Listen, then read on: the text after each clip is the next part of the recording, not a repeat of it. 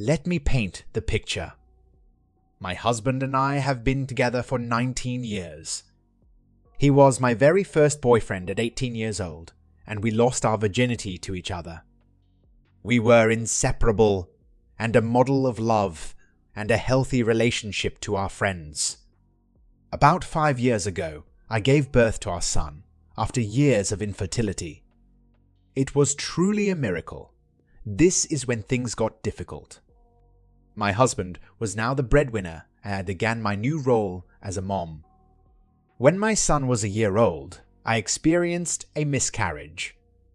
This was right after I stopped breastfeeding and my hormones were a wreck and depression was really sinking in.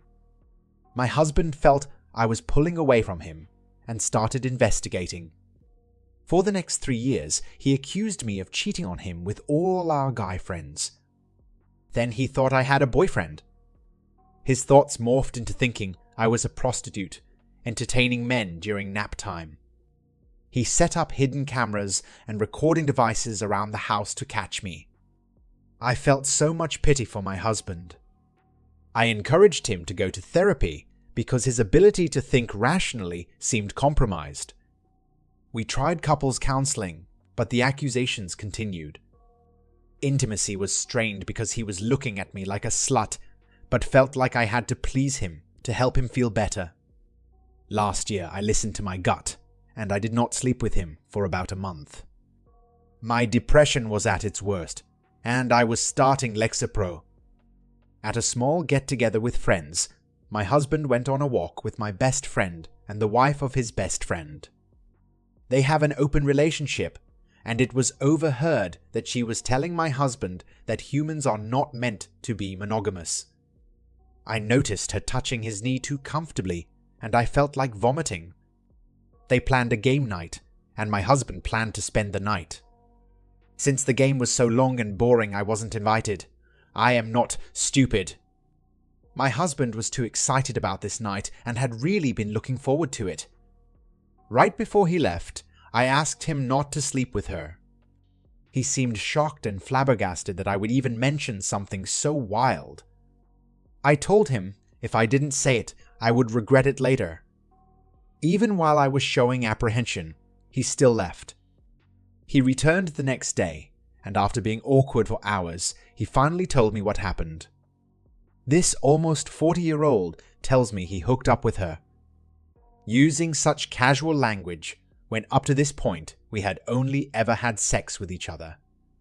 I have since moved out, but he is determined to win me back. I am not sure I could endure more of this toxic relationship. The next chapter is very scary. I have never dated another person in my life, but even being alone has to be better than this kind of emotional abuse. My parents want me to work it out with him. My friends are supportive of me and happy I've finally left. Healing can be lonely and scary, but I am hoping for a better future for me and my son. Story number 2. Hubby slept with every woman except me. My soon-to-be ex-husband was a very attractive man, and I felt like the luckiest woman alive on our first date. When we married, we agreed that I would be making most of the money and doing most of the housework while he cooked me dinner and completed his bachelor's degree. At least that was the plan. He flunked class after class because he refused to do the work and skipped class in favor of playing video games and complaining about how depressed he was. Pre-marriage, he was charming and attentive during our dates. Post-marriage, he was off in his own world, and getting him to agree to date night was like pulling teeth. The sex became infrequent after the honeymoon and stopped altogether after a year and a half. You see, he liked chubby girls, and at 120 pounds, I literally wasn't enough for him. My weight, or lack thereof, hadn't been a problem for the sex we had before marriage. But after marriage, suddenly, the pressure was on for me to gain weight. For every woman entering a marriage, hoping to change her man into something he's not, there is a man doing the same to his new wife. I could not discuss this with my female friends. There are no words in our society to describe a woman trapped in a sexless marriage. I was probably the only late 20-something woman in my entire state who had to beg her husband for sex. So, from the beginning, my marriage was plagued by a problem that had no name. I had always thought, perhaps naively, that marriage was supposed to resolve sexual tension, not create it. I did not get married to never have sex again. The homemade dinners dropped from every day to once a week because he was depressed. He also stopped accompanying me to family and social events. Again, I did not get married to show up alone to events, but I was patient. I convinced myself that his mental illness was the problem, not our marriage. I hid any pills that might be dangerous when he talked about committing suicide. I came home from work each day praying I would not find my husband dead. When he said he was going to walk out our front door and not stop until he died, I blocked the door with my body and called 911. I ended up cancelling the 911 call after I got him to promise me he would not hurt himself while I was at work. My handle on this forum comes from the fact that our life together was like a soap opera, an endless emotional roller coaster. I never knew if he was going to ask me for cuddles or yell at me. One time I was washing dishes, minding my own business, and he burst into the kitchen yelling, "I'm going to become an astronaut, and if you don't support my dream, I'm cutting you out of my life." He was 28 and still didn't have his bachelor's degree, so I was pretty sure being an astronaut was not in his future. But after that outburst, I didn't say anything. I finally convinced him to seek professional help. The worst behaviors were no longer present, but we never did regain the connection we had before we were married. At that point, I did not feel like a wife, but like a mother to a moody teenager. His mood swings went beyond just normal bipolar disorder. He didn't want a wife, he wanted a mother to substitute without parental authority. The fact that his own mother left him with relatives in a foreign country at the age of 14 might have had something to do with it. The end of my marriage did not come when I discovered the sexually explicit texts to one of his community college students. He had by this point found work as a part-time tutor. It did not come when, a few months later, he announced his intention to leave me for yet another woman, who, ironically, turned him down once he was free. No, my marriage ended the moment when I heard him come in the front door and thought, "Oh crap, he's home." That moment came long before I had any inkling of his affairs. In a way, it was a relief to discover the texts because it gave me an excuse for divorce. I had grown up in a traditional household where divorce was very much frowned upon. So much so that I forgave him and resolved to work on our marriage after I confronted him about the texts. Ultimately, he left me for the other woman. So there it is. I supported this man financially and emotionally for years, only to have him turn on me when he thought the grass was greener on the other side. He even asked me to buy him a flat-screen TV as a parting gift before you could say gold digger. I told him my parting gift to him was not emulating Lorena Bobbitt after I found out about the cheating. He also asked me if I would mind vacating the condo whose bills I paid solely out of my own money whenever he wanted romantic evenings with his mistress. I told him to boil his head, take a long walk off a short pier, and then golf himself. Some people's heads are so far up their own asses. Slowly my self-respect was returning. I never realized how much I gave to him and how much of myself I had lost in the process until I had nothing more to lose. Owing to some unusual legal circumstances, he got our home, but it was 100% worth it to be free again. My traditional upbringing failed me utterly. When this COVID-19 business is over, I intend to stick to escorts. At least they will actually do the job they are being paid to do.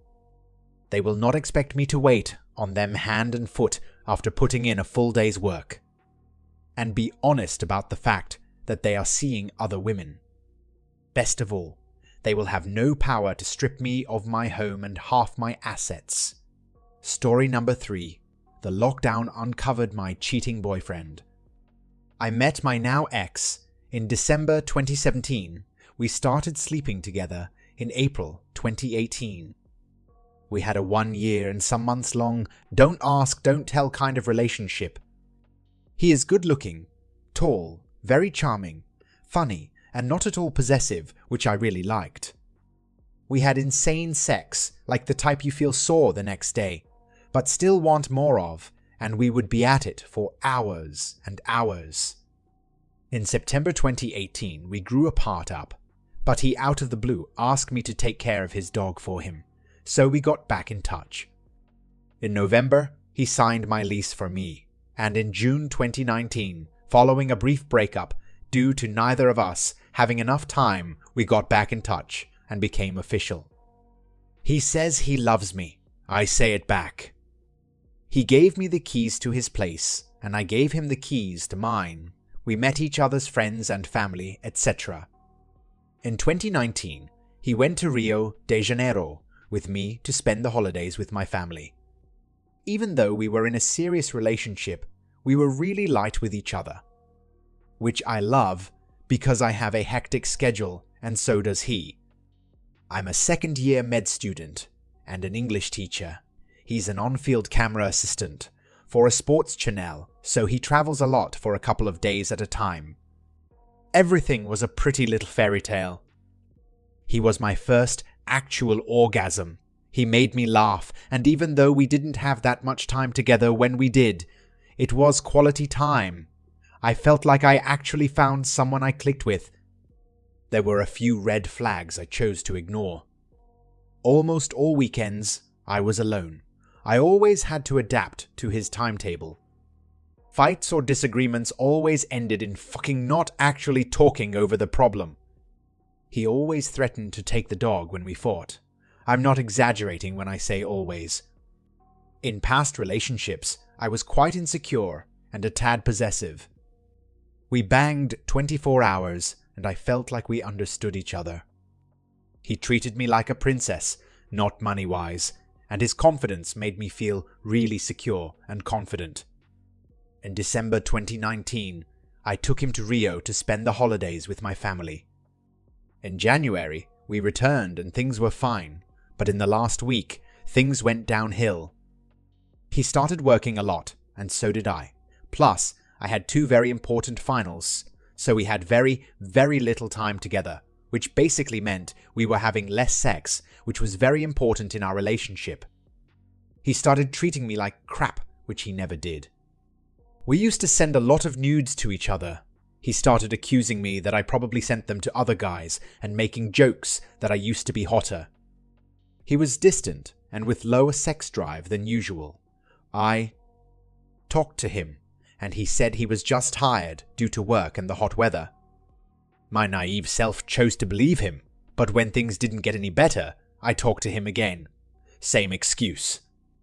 I was sexually frustrated and upset, but still tried to believe and understand him. Then, on the 24th of February, something happened. I asked if I could message my friend through his phone to arrange something with a classmate, and before handing me the phone, he deleted and blocked someone's chat in front of me. I saw the photo and her name. I asked why he did that, and he answered by screaming, "Stop being crazy. You are insane. Why are you even looking at my phone?" I was shocked, because even though he's temperamental, he never ever reacts like that. Not with me. So, I just shut up and decided for the sake of my finals, I'd ignore it. But it crushed me. Since the beginning of February 2020, things haven't been okay, and I really wasn't okay after seeing he deleted messages and was acting weird. Since he refused to talk about it, for my own sanity, I decided to break up for good. So, on March 7th, he came over after a 4-day trip, and I talked to him. He said no to the breakup. He said we were both just busy and stressed, and that he loved me and we could fix things. I was happy. I thought he would want to break up, so I decided to try. But things didn't change. He did start treating me all mushy-gushy, but there was just something off. So here is where I go. Psycho, I looked up the girl on Instagram and decided I'll message her. I find her, and as soon as I see her, I feel a tad better. There was no way he could be having anything with this girl. She was short, somewhat chubby, and square, not super ugly, but above all, a hardcore feminist. All of these he openly really dislikes. On the 16th of March, I message her from an anonymous account saying I was his ex and that all I wanted was closure. I did this because I wasn't 100% sure he had cheated and I was scared she would tell him and he'd react badly. She answers right away, saying they never had anything, that she met him and his friend at a club she works at, and that they exchanged numbers so they could get in free next time they went. Odd, but he didn't cheat. Either way, I wasn't okay with that news. On that same day, he tells me to go spend the quarantine with him. I left work and decided to go straight to his house since it was late. The next day, I'd return home to get the dog and my things.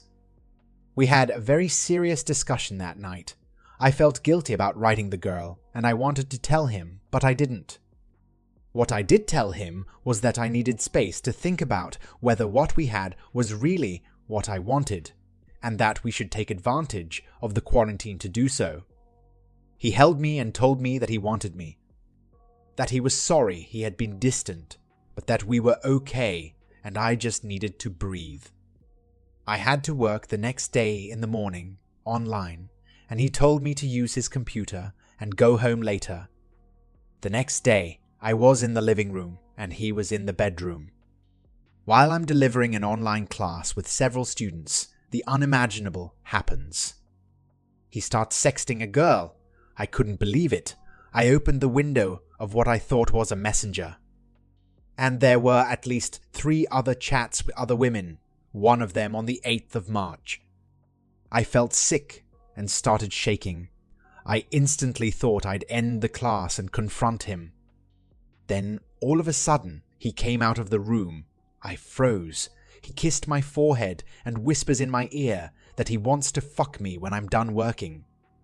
That's when I realized that confronting him would be pointless.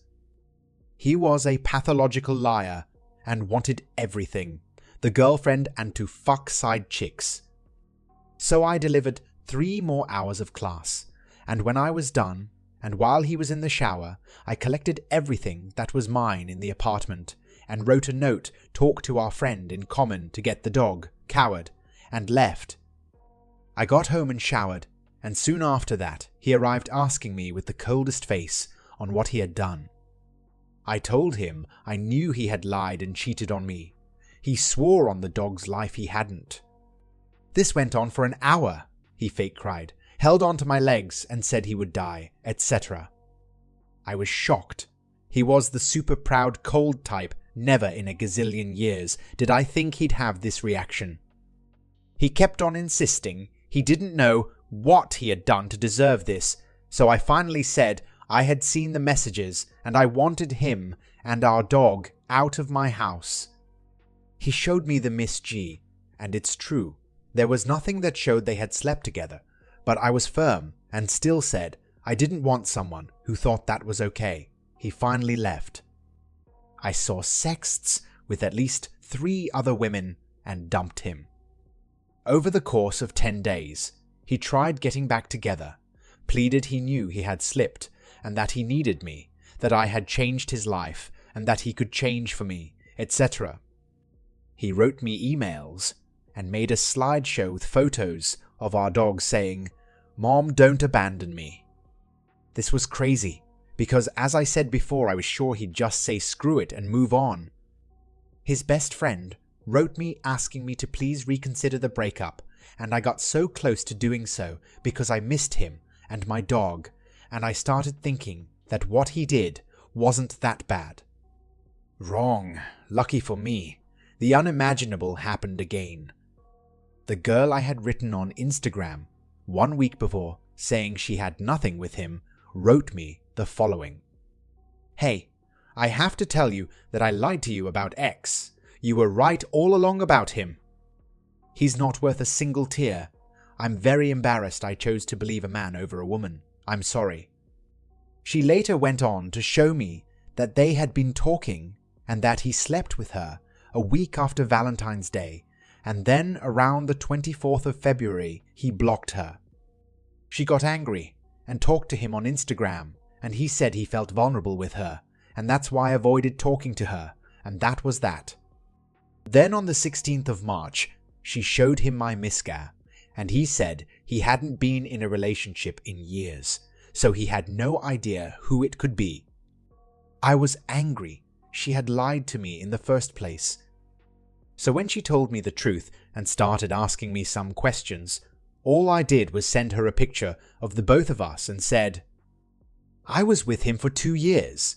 We had a dog who lived and was cared for by me, and he just spent the holidays with my family." After that, even though she continued the conversation, I didn't read it and deleted the account. His best friend kept on insisting I give him another chance, so I sent her the screenshot showing her that he had cheated on me and asked her and him to leave me alone. Anyway, on the 17th of April, it was his birthday and 1 month since I left him. I felt like writing him, but instead I decided to write the girl, thanking her. I explained our story and thanked her for having confessed, and I apologized for not having done so before. She never answered, and that bloody sucked. I just wanted to tell any of you who are struggling in a relationship to please be honest.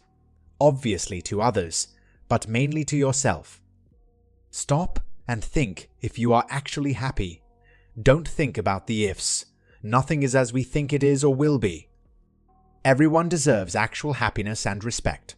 Nowadays, it's hard to find someone you click with, and it's hard to give in to love. The colder you are, the better, and honestly, that's not okay.